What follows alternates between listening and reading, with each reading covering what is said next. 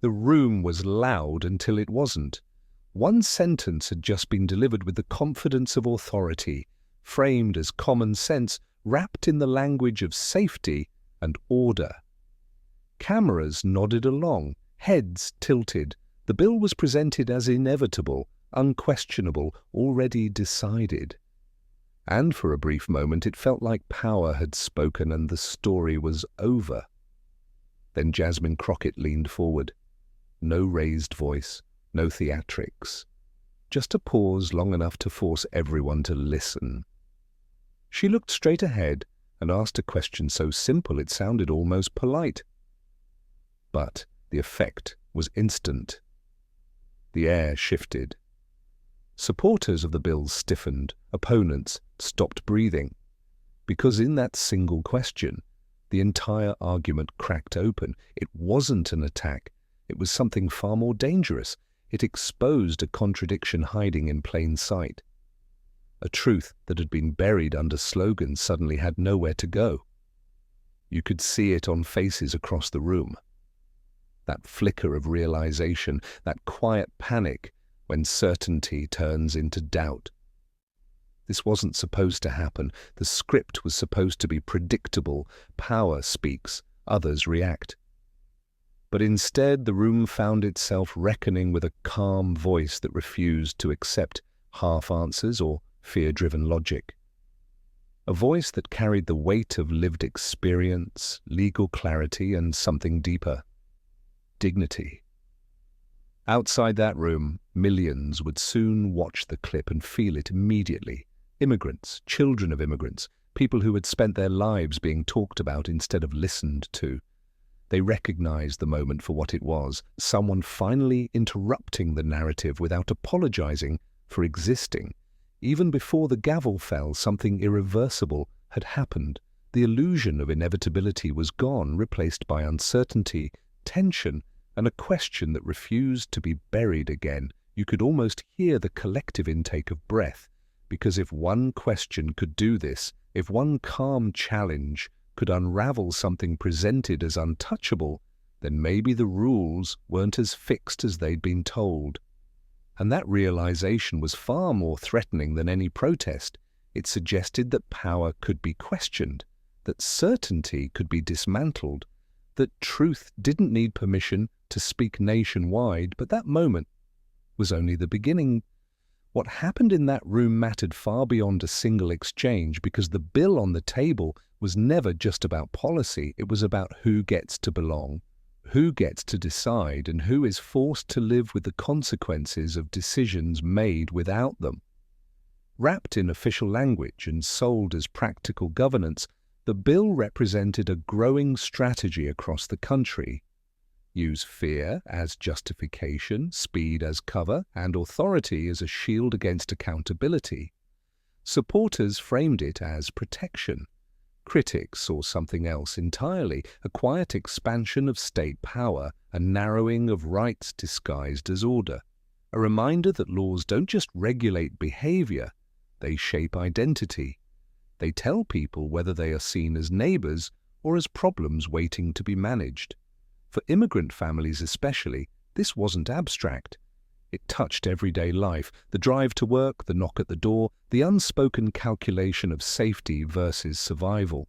Policies like this ripple outward, creating climates of suspicion that don't stop at their stated targets. Children absorb them, communities internalize them. Fear becomes normalized, and nationally, the implications stretched even further. If this bill could stand unchallenged, it wouldn't stay isolated. It would set precedent. It would signal that constitutional questions could be brushed aside as inconveniences, that vague language could be weaponized, that impact mattered less than intent. It would invite copycat laws, faster rollouts, fewer questions. Moments like this are where systems reveal themselves, where the gap between what is promised and what is practiced becomes visible. Viewers sensed it instantly, even if they couldn't yet name it. This was the kind of moment that either gets buried in procedure or explodes into public reckoning. History often turns on exchanges like these, small in time but massive in consequence. In those seconds, the audience wasn't just watching a debate. They were measuring whether the system would defend itself or finally listen, whether power would double down or pause. That uncertainty is what made the moment electric, what made it impossible to look away. That's the larger ideological battle at play. Power versus accountability, control versus rights, narrative versus reality. On one side, leaders insisting they know what's best, demanding trust without transparency. On the other, voices asking the uncomfortable questions, insisting that law be grounded in clarity, fairness, and humanity. Jasmine Crockett's response threatened that balance, not because it was loud, but because it was precise, because it refused to let the bill exist in abstraction. It forced it into the light, where intentions meet outcomes and words meet lives. It reminded everyone watching that democracy is not passive and silence is not consent. You could feel the awareness spreading, a shared sense that something important was unfolding in real time, something that could not be unseen or easily undone again. The stakes were now visible to anyone willing to look. This wasn't just another hearing, it was a pressure point, a moment where a carefully constructed narrative risked collapsing under scrutiny. And everyone in that room understood it. That's why the tension lingered. That's why the reactions were immediate. Because if this bill could be questioned here, it could be questioned everywhere. And to understand why this moment landed so hard, you have to understand who was behind the bill.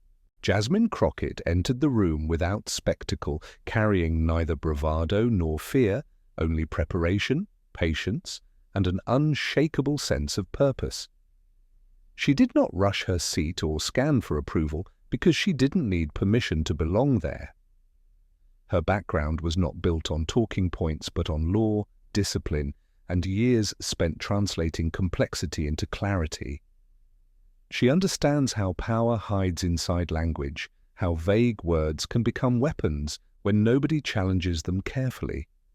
That knowledge shaped her presence, steady and controlled, even as the room pulsed with tension and political urgency. Where others leaned on volume, she leaned on precision, choosing words like instruments rather than ammunition. Every sentence she formed carried intention, stripped of excess, impossible to twist without revealing dishonesty.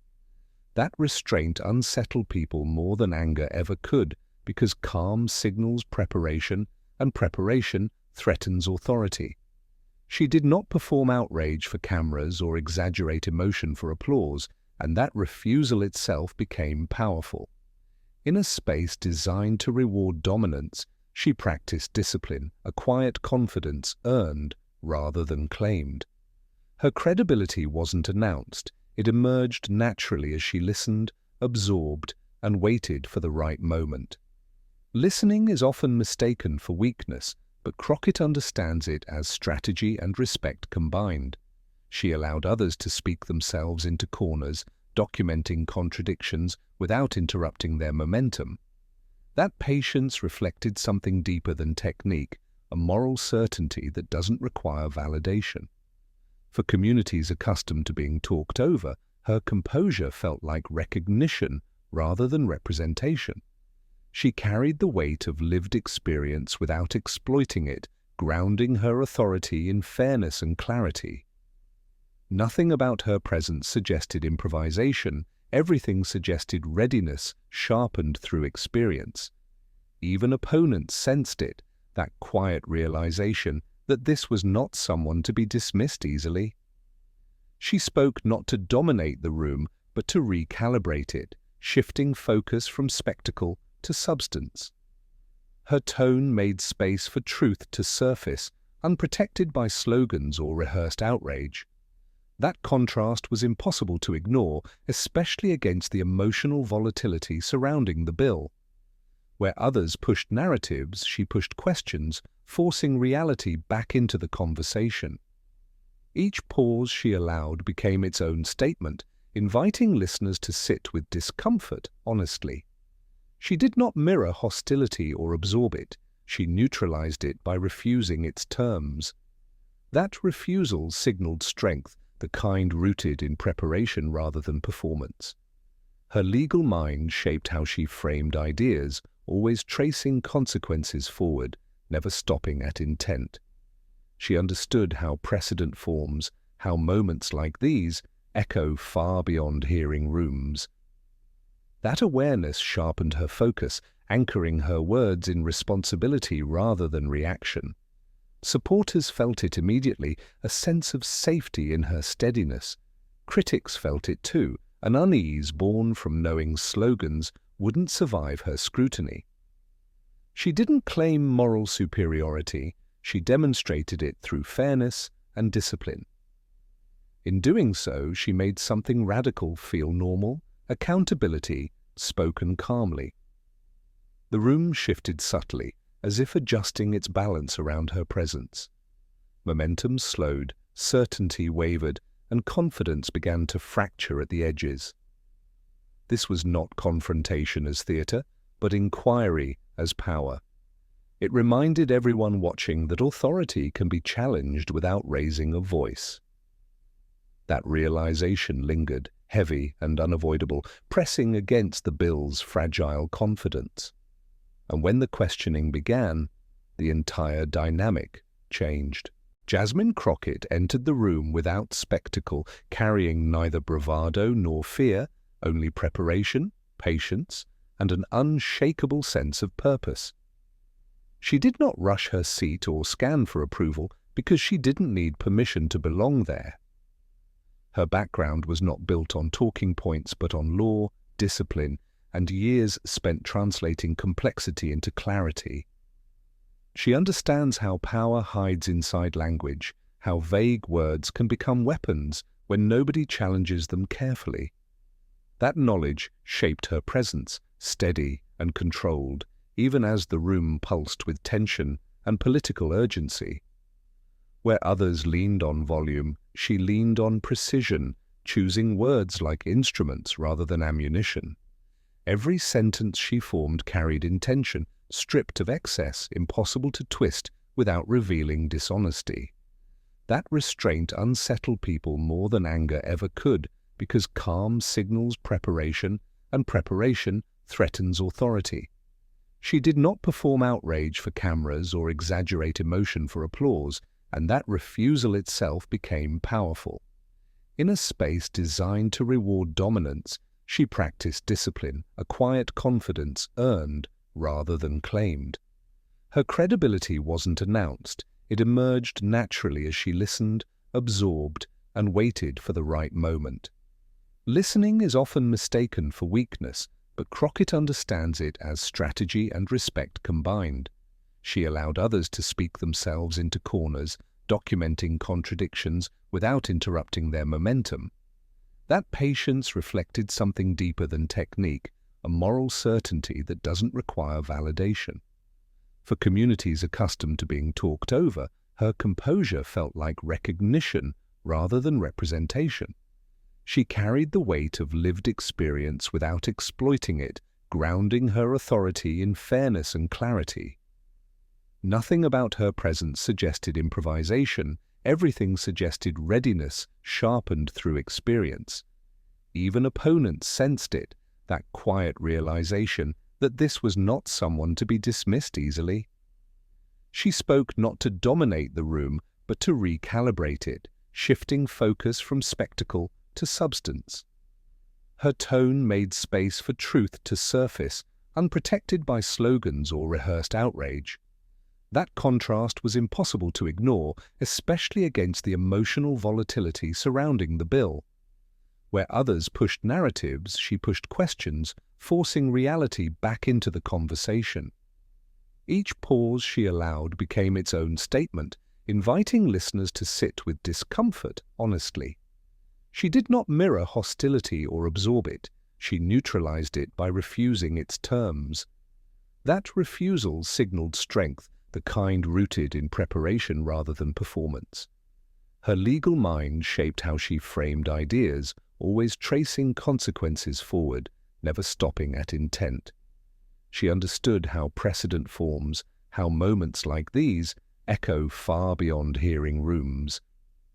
That awareness sharpened her focus, anchoring her words in responsibility rather than reaction. Supporters felt it immediately, a sense of safety in her steadiness. Critics felt it too, an unease born from knowing slogans wouldn't survive her scrutiny. She didn't claim moral superiority, she demonstrated it through fairness and discipline. In doing so, she made something radical feel normal, accountability spoken calmly. The room shifted subtly, as if adjusting its balance around her presence. Momentum slowed, certainty wavered, and confidence began to fracture at the edges. This was not confrontation as theatre, but inquiry as power. It reminded everyone watching that authority can be challenged without raising a voice. That realization lingered, heavy and unavoidable, pressing against the bill's fragile confidence. And when the questioning began, the entire dynamic changed. As the questions continued, the temperature in the room climbed without anyone raising their voice. Supporters of the bill leaned forward, repeating assurances with sharper edges, insisting the language was clear, the intent pure, the outcome unavoidable. Each defense sounded confident, yet strangely rehearsed, as if certainty itself might substitute for explanation. The rhetoric tightened. Answers grew longer, but said less. References looped back on themselves, circling the same justifications, hoping repetition would feel like reinforcement. When contradictions surfaced, they were brushed aside as misunderstandings, framed as distractions from the real issue, a phrase that appeared whenever clarity became inconvenient. Crockett did not interrupt. She listened with a stillness that felt deliberate, almost unsettling. Her eyes tracked every claim, every pivot, every moment where logic bent under pressure. Silence stretched between responses, and in that space, tension accumulated. Viewers could sense it building, like breath held too long. Defensiveness crept in. What began as explanation hardened into posture. Voices sharpened, certainty turned brittle. The bill's supporters spoke faster now, layering justification upon justification, mistaking motion for progress. It became clear they were no longer answering her questions, but each other's doubts. The exchange stopped feeling balanced. The room divided between those trying to preserve momentum and those sensing it slipping away. Language once framed as firm began to sound evasive. Each answer introduced another question. Each clarification demanded another clarification. The logic folded inward, collapsing under its own weight. Crockett waited. She allowed the spiral to continue just long enough for everyone to see it. This was not hesitation. It was strategy. By the time she spoke again, the groundwork had been laid by the very people trying to defend the bill. Their words hovered in the air, unresolved, exposed. When she finally leaned in, the shift was palpable. The cadence slowed. Her tone remained even, but the focus narrowed. She did not chase every claim. She selected one, the one that everything depended on, the one that, if answered honestly, would force the rest to unravel. The room went still. Across the room, reactions betrayed the shift. Notes stopped moving. Shoulders tightened. A few supporters glanced at each other, searching for reassurance that no longer arrived. The performance of certainty had reached its limit, and beneath it sat something far less convincing. This was the moment when arguments stop expanding and start contracting, when every additional word increases risk instead of safety. The tension was no longer abstract. It pressed down on the exchange, forcing choices, answer directly and expose weakness, or deflect and confirm suspicion. Either path carried consequence. That was the pressure Crockett had created without force, simply by refusing to let the conversation drift. For viewers watching, the sensation was unmistakable. This felt like the edge of something decisive, not a shouting match, not a viral insult, but the quiet before a reckoning, the kind of pause that signals a turning point rather than a continuation. People leaned closer, instinctively aware that clarity was about to collide with power. In that suspended moment, the bill's confidence seemed to flicker, sustained only by habit and authority. It was no longer protected by momentum. It had been slowed, isolated, and held up for inspection. All that remained was the question itself, waiting to be asked, and the answer everyone knew would determine what survived and what did not, next, unmistakably so. Then came the sentence that shattered the argument. Jasmine Crockett did not raise her voice when she spoke again. She didn't need to. The room was already leaning toward her, whether it wanted to or not. She began by restating the bill's central claim, not mockingly, not dismissively, but accurately. That alone unsettled its defenders. Precision leaves no room to hide. She then asked a question so narrow it felt surgical. It targeted a single provision, one sentence buried in legal language that had been treated as harmless. Crockett slowed her pace, allowing each word to land. If the bill granted this authority, she asked, where exactly did that authority end? Who decided? Under what standard? With what oversight? The pauses between each clause stretched, forcing the implications into the open. There was an attempt to respond, but it came tangled. The answer leaned on intent again, on assurances, on trust. Crockett nodded once, acknowledging the response without accepting it. Then she moved to the next step, connecting the language of the bill to its real-world application. If discretion was this broad, she explained calmly, then enforcement would inevitably vary. And when enforcement varies, rights depend on who is standing in front of the law. She didn't accuse, she demonstrated. Another pause, another question. If constitutional protections are equal, how does a law survive that invites unequal application by design? The room shifted again. You could see the calculation happening in real time. To answer directly would be to admit the flaw. To evade would confirm it. The bill had been framed as neutral. Crockett was showing, piece by piece, that neutrality was an illusion. Her voice remained steady, almost gentle, as she traced the logic forward. What happens when a local authority interprets the rule differently? What happens when someone is wrongfully targeted? What mechanism exists to correct harm before damage is done? Each question narrowed the space left to maneuver. Each answer offered only made the contradiction sharper. Supporters of the bill grew visibly uncomfortable. Some leaned back. Others glanced at their notes as if a missing line might save them. The confidence that had filled the room earlier thinned into something brittle. Crockett waited again, letting the silence do what argument could not. Silence demands honesty. She then reached the core. If the state claims this power today, she asked, what stops it from expanding tomorrow? Laws do not exist in isolation. They build on each other. Precedent does not announce itself loudly, she reminded them. It accumulates quietly, normalized through repetition. That was the danger here, not chaos, but erosion. The audience watching could feel the realization spreading. This wasn't about disagreement, it was about structure, about whether the bill could survive its own logic. Crockett hadn't attacked the motive. She had tested the design. And the design was failing under the weight of its own assumptions. When a final defense came, it arrived strained, circling back to authority, to necessity, to urgency. Crockett responded by returning to the text. Always the text. She read it plainly, then asked how it aligned with the protections being promised. The gap was undeniable now. No amount of confidence could bridge it. The moment landed with force precisely because it was calm. No one could dismiss it as theatrics. No one could claim misunderstanding.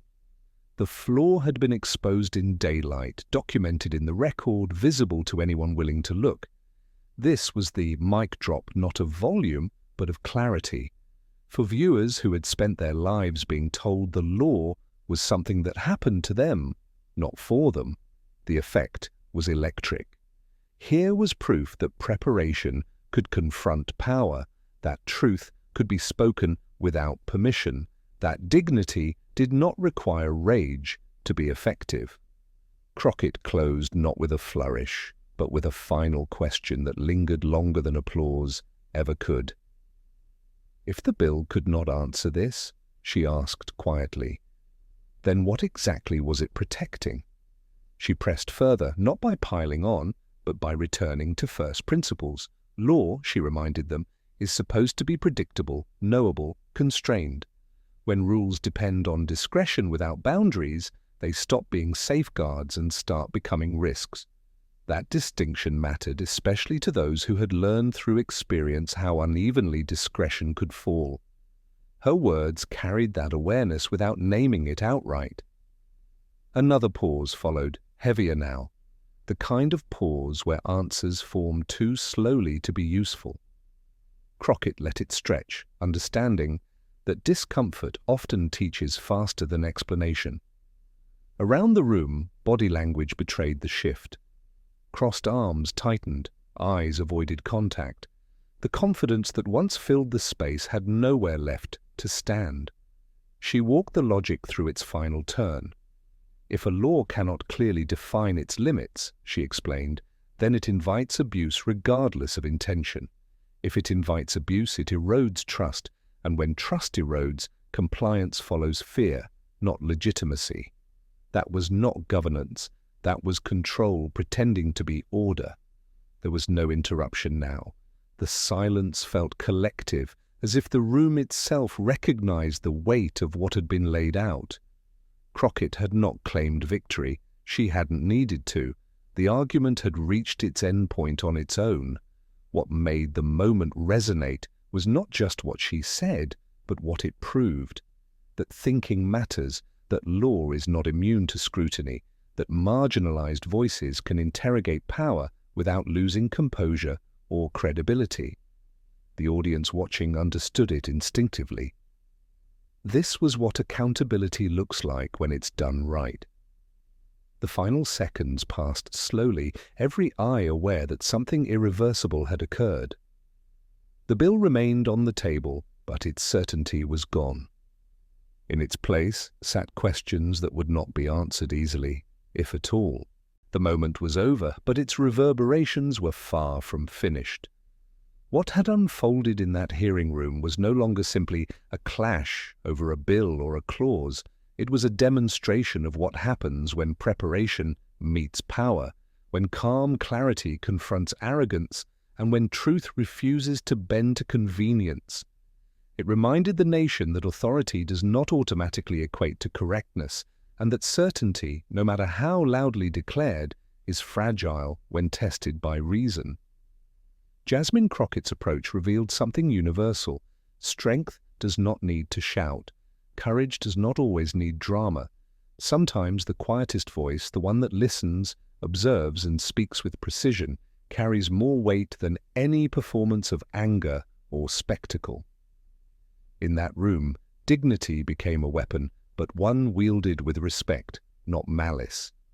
Her restraint elevated the discourse, making every word land with clarity and authority. Watching her, the public could see that moral power is not inherited. It is earned through knowledge, discipline, and unwavering commitment to principle. This was also a lesson in accountability. Systems and laws function only as long as those empowered to enforce them are held to their promises. The bill had relied on momentum and assumed compliance, but Crockett's questions forced the mechanics of authority into the light. Accountability, the audience realized, is not a demand reserved for the powerless. It is a responsibility of those who wield influence. And when it is exercised correctly, it strengthens rather than diminishes trust. There was something profoundly inspiring about seeing truth spoken clearly, logically, and without apology. The moment transcended partisan lines because it demonstrated a principle bigger than politics. Fairness matters, clarity matters, and no one, not even the loudest voice in the room, is above scrutiny. Communities that had long felt unseen or unheard could recognize themselves in that poise, seeing reflection of their own resilience and insight. It was a reminder that preparation, intelligence, and moral courage can create real impact, and that every person has the potential to influence the structures that shape their lives. The broader lesson was clear: power is not absolute when challenged thoughtfully, and those who rely on spectacle over substance will eventually encounter the limits of performative authority. Crockett's questions cut through rhetoric and left only the reality of consequences, illustrating that the measure of leadership is not in how convincingly one can speak, but in how responsibly one can act. For viewers, the takeaway was both personal and collective. It encouraged reflection on how we confront inequity in our own lives, how we demand clarity from those in charge, and how calm, disciplined action can ripple outward, creating change far beyond a single moment. Dignity, preparation, and truth had combined to produce a cultural touchstone, showing that justice is not passive and that integrity, when exercised consistently, inspires loyalty and courage in others. Ultimately, the moment belonged to more than one person. It belonged to anyone who has ever felt dismissed or underestimated, to anyone who believes that their voice matters even when the odds seem stacked. It was a celebration of the principle that ideas, when expressed with clarity and grounded in truth, can move communities, reshape narratives, and hold power accountable. And as the room emptied and the clip circulated across the world, the lesson endured. Change does not always roar. Sometimes it arrives quietly, measured and precise, and yet it is unstoppable. The moment that began with a single piercing question did more than dismantle a bill.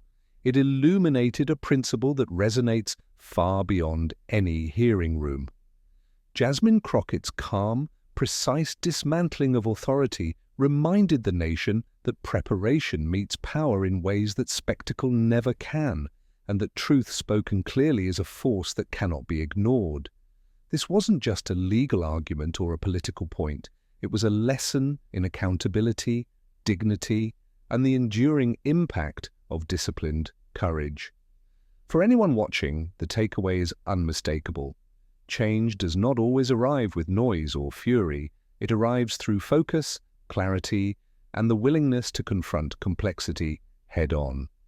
Moments like this remind us that every question matters, every voice counts, and every act of principled engagement can ripple outward, influencing others in ways that cannot be measured immediately.